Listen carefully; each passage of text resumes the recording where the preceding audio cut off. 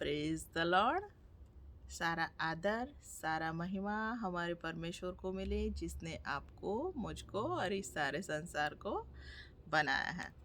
तो आज का मेरा विषय है नो योरसेल्फ। आज का मेरा विषय है नो योरसेल्फ, अपने आप को जाने, खुद को पहचाने। तो हमें अपना स्वभाव, हमें अपना व्यवहार कैसा है वो हमें जानना चाहिए कि हम कैसे हैं। ये इसलिए जानना है क्योंकि जो परमेश्वर की ओर से नहीं है उसे हमें निकाल देना है, लेकिन जो परमेश्वर की ओर से है उस बातों को हमें ग्रहण करना है। तो इसीलिए पतरस क्या कहता है, ईश्वरीय स्वभाव के बन जाओ। जैसा परमेश्वर का स्वभाव है वैसे बन जाओ, वैसे तुम्हारा भी स्वभाव हो जाए, वैसे ही तुम हो जाओ। तो हमें खुद के बारे में जानना चाहिए। तो याकूब भी बताता है कि तुम कैसे हो, तुम्हारा स्वभाव कैसा है। तो याकूब की पत्री में याकूब लिखता है कि अगर किसी का परीक्षा हुई हो, किसी का परीक्षण हुआ हो, तो वो यह ना कहे कि परमेश्वर ने मेरा परीक्षण किया है, क्योंकि दुष्टता से परमेश्वर का परीक्षण होता नहीं है। तो और परमेश्वर किसी का परीक्षण नहीं करता है, तो परीक्षण में परमेश्वर नहीं डालता है। तो परीक्षा में हम कैसे पढ़ते हैं, तो याकूब लिखता है, हम परीक्षा में अपनी दुर्वासना से, अपनी लालच से खींचकर परीक्षा में पढ़ते हैं। तो ये हमारी दुर्वासना है, हमारी लालच है, जो हमें परीक्षा में खींच के ले जाती है। तो इसे क्या होता है, तो दुर्वासना से हम गर्भ धरते हैं और हम पाप को जन्म देते हैं। पाप परिपक्व होता है और क्या करता है, हम मौत को उपजाते हैं। तो परीक्षा में पढ़ने से ऐसा होता है। लेकिन जब हमारा स्वभाव कैसा है वो याकूब बताना चाहता है कि हमारा स्वभाव ऐसा है कि हम दूसरों पर इल्ज़ाम लगाते हैं कि परमेश्वर ने मुझे परीक्षा में डाला, या फिर इसने मुझे ऐसी सलाह दी और मैंने यह काम किया और मैं आज इस मुसीबत में हूँ। तो याकूब कहता है कि ये दूसरों की वजह से नहीं है, ना परमेश्वर की, ना किसी लोगों की वजह से, ये पर खुद की वजह से है। क्यों खुद की वजह से है?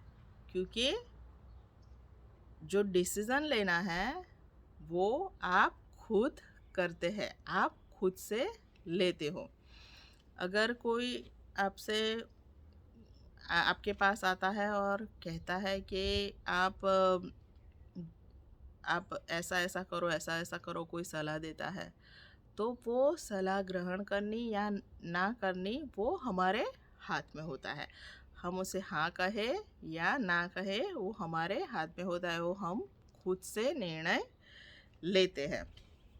तो मुझे याद है कि जब हम इंडिया में थे तो बहुत से कॉल आते थे कि आप 25 लाख जीत चुके हैं और आपको सिर्फ 10,000 देना है, तो हम ये अमाउंट वहाँ पे ट्रांसफ़र करेंगे, आपका अकाउंट नंबर दो, ये वो दो।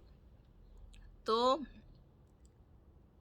ऐसे ऐसे फ़ोन कॉल्स आते हैं। अगर हम उनकी बात, वो 25 लाख का हम लोभ करेंगे और उनकी बात पे मानेंगे, तो कई लोग, मैंने सुना कई लोगों ने इस तरह से अपने जो 10,000, जो थोड़ी बहुत भी इनकम थी उसको भी उन लोगों ने निकाल लिया और वो परेशानी में और तकलीफ़ में पड़ गए। तो इसकी वजह क्या है, तो वो 25 लाख जो हमें मुफ्त में मिलने वाले हैं, वो उसकी लालसा हमने की है। तो उसकी वजह हमने खुद ने डिसीज़न लिया, हमने खुद ने उसको हमारा अकाउंट नंबर दिया और हमने खुद ने वो तकलीफ़ को क्या किया है, खड़ी किया है। तो इस तरह से हम डिसीज़न लेते हैं और हम खुद से ही गड्ढे में गिरते हैं। तो मैंने एक सेवक से प्रचार करते सुना था कि जब हम मूर्ख होते हैं तो हमें बहुत मार पड़ती है, हम बहुत डंडे खाते हैं।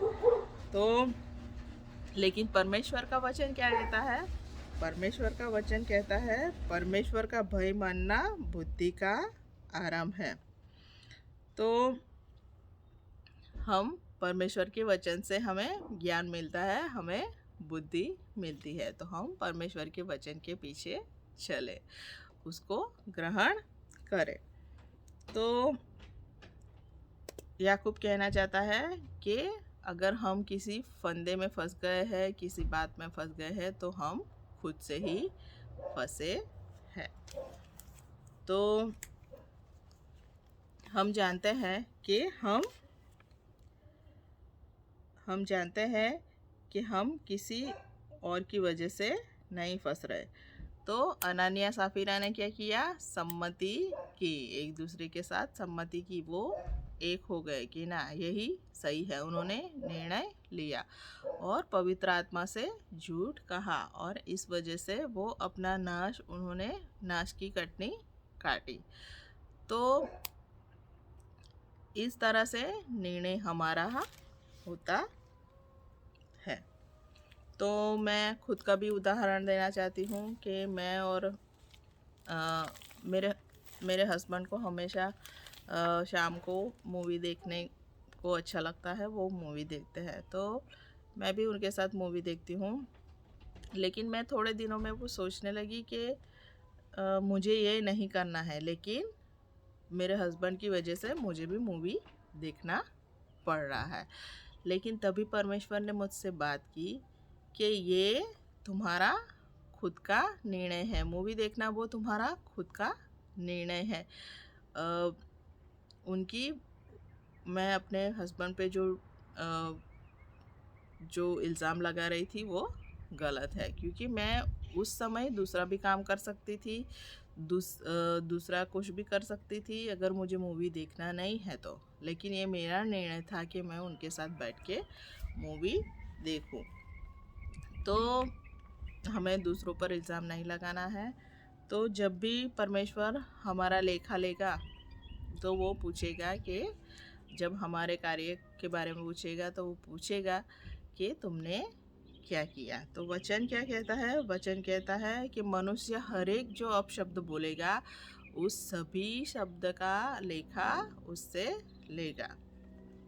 तो और जो भी हम बुरे काम करेंगे उन सभी का लेखा क्यों परमेश्वर लेगा, तो वो हमसे लेगा। तो जो भी हम काम करते हैं, जो भी हम पाप करते हैं, उन सब का बिल हमें भरना है। तो हम सब जानते हैं पाप की मजदूरी तो मृत्यु है। तो हम पाप ना करें।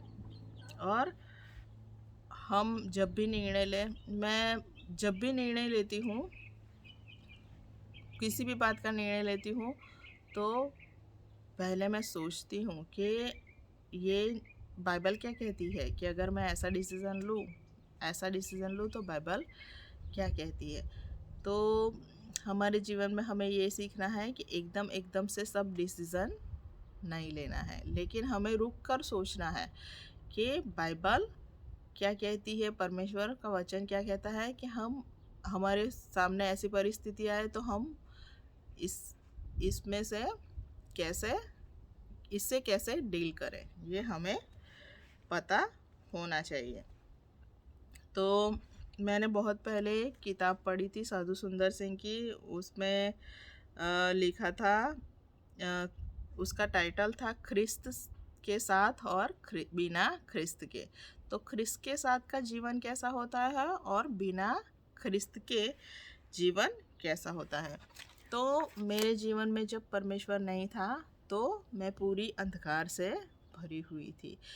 मेरे अंदर बहुत सारे पाप थे, ज़िद्दीपन, झूठ बोलना, बहुत सारे अनगिनत पाप थे। और जब मैं बाहर भी जाती थी, दुनिया में भी जाती थी, तो वहाँ पे भी अंधकार का राज्य था। तो किसी को मैं देखती थी, कोई झूठ बोलता है, कोई विश्वासघात करता है, कोई चोरी करता है। तो कोई कोई अपनी पत्नी को छोड़ दूसरे के साथ है। तो बहुत सारे पापों को मैं देखती थी और मैं उन्हीं में से किसी किसी को चुनकर अपने जीवन में लाती थी, क्योंकि सब जगह अंधकार था। लेकिन जब यीशु मसीह मेरे जीवन में आया, जब वो उजियाला आया, तो यीशु मसीह इससे पहले का वचन कहना चाहती हूँ। यीशु मसीह का वचन ये कहता है कि अंधा अंधे को चलाएगा तो क्या करेगा, दोनों गड्ढे में गिर जाएंगे। तो मेरी परिस्थिति ऐसी थी जब मेरे जीवन में प्रभु नहीं था, प्रभु यीशु नहीं था, परमेश्वर नहीं था, उजियाला नहीं था। तो मैं ठोकर खाती थी, गड्ढे में गिरती थी। तो यह था मेरे जीवन में। लेकिन इसीलिए हम किसी भी व्यक्ति के पीछे ना जाए, किसी के उसके पीछे ना जाए, पर यीशु मसीह ने कहा कि मेरे पीछे हो लो। तो जैसे यीशु मसीह ने वचन सिखाया है, जैसा उसका वचन है, वैसे ही हम